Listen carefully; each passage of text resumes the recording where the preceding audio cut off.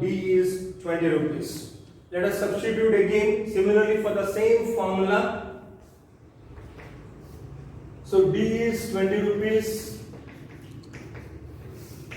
So remember R is going to be 12, same column I am continuing here. So again E is 50, D is 20 divided by same cost of capital. So here 20 divided by 0.10, 200. Simplify the numerator. So 0.12 into 30 rupees divided by 0.10, you are going to get 36. So 200 plus 360, you are going to find the value as 560 rupees. So we have done when the R is 12%. We will continue for the second column here when R is 8%. So 20 divided by 0.10.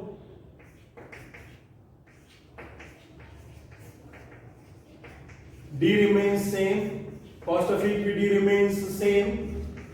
So 20 divided by 0.10, 200. Simplify the numerator 0.08 into 30 divided by 0.10. You are going to get 24 rupees. So 200 plus 24 divided by 0.10 is 240. So the value will be 440 rupees. Similarly, we have to go for the third column. Third column is R is 10%. So only the R will change. R is 10%. So E is 50, D is 20 divided by same cost of capital. So simplify the numerator 0.10 into 30 divided by 0.10. You are going to get it as 30. So 200 plus 300, that is equal to 500. So you have to be very careful when you are doing. D is changing in these three columns, R remains the same.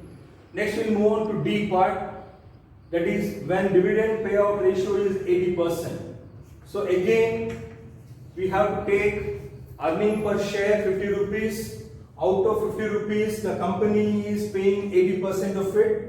So 80% of 50 rupees the company would like to pay 40 rupees as dividend. So dividend is now 40 rupees. So we have to substitute in a similar manner. The first column represents R as 12%. So we have to be careful when we are going for the substitution part of it. What we are substituting, where you have to be careful. So first column is R 12%, 8% and 10%. Dividend we are finding at each heading. So only which remains same is E and cost of equity remains same. So here we'll simplify. 40 divided by 0.10 is 400. 0.12 into 10 rupees divided by 0.10 will give you 112 rupees. So 400 plus 120, 520 rupees. Next here for the next column, that is when R is 8%. D is 40 again in this particular situation.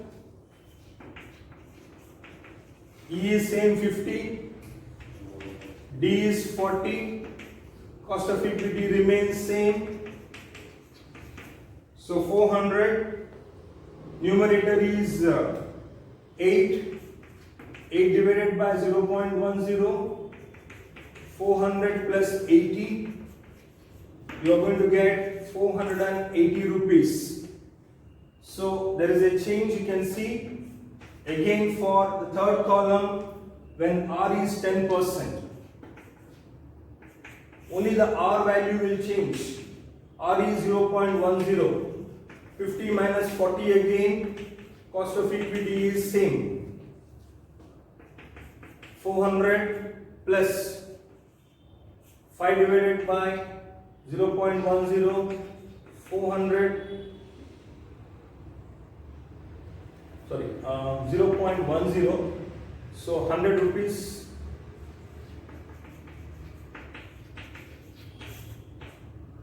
So you are going to get 100 rupees here. When you simplify, you are going to get here 10 divided by 0.10 is 100, so 500 rupees here. I'll go to the last, this one, when dividend payout ratio is 100%. So 50 rupees into 100 divided by 100, so dividend will be 50 rupees here. So D is going to be 50 rupees here. So when dividend is 50 rupees, earning is 50 rupees, what is the effect of that? We will have a look now. So 50 divided by 0.10, 50 minus 50, cost of equity remains same. Please understand, only the dividend will change here. So here you are going to find only 500 rupees. So here you will not get anything because anything multiplied by 0 is 0.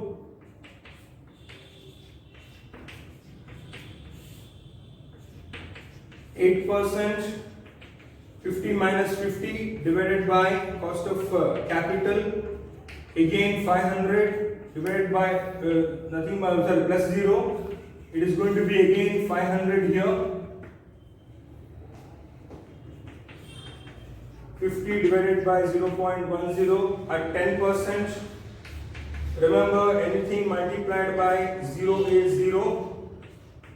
So here 50 minus 50 is 0. So anything multiplied by 0, it will be 0 only here. 500 plus 0,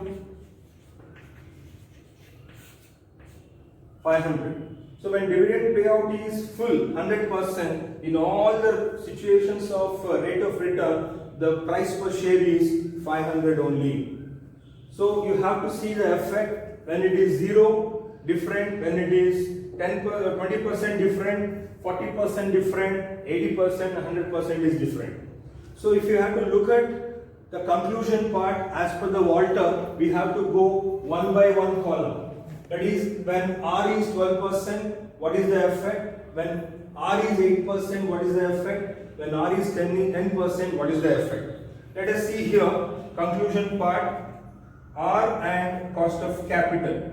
Here the R is 12%, cost of capital is 10%. So when you see here, R is more than cost of capital. R is 12%, cost of capital is 10%.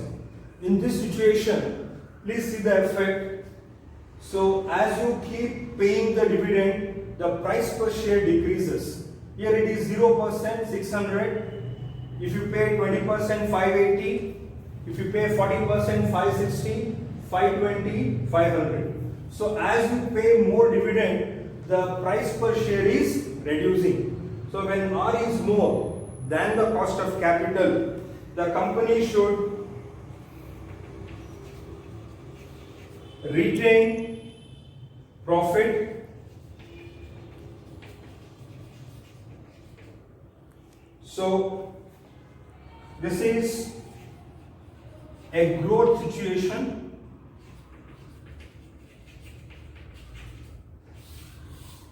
This is a growth situation, return is more. When they put the capital, the earnings are more than the cost.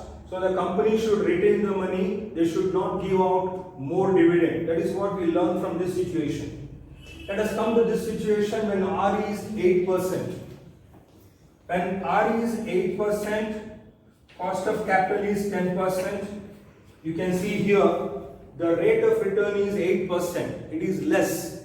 So you can see here the value of dividend when it is 0%, 400. When you pay it is 420. When you pay 40%, it is increasing to 440, again 480 and 500.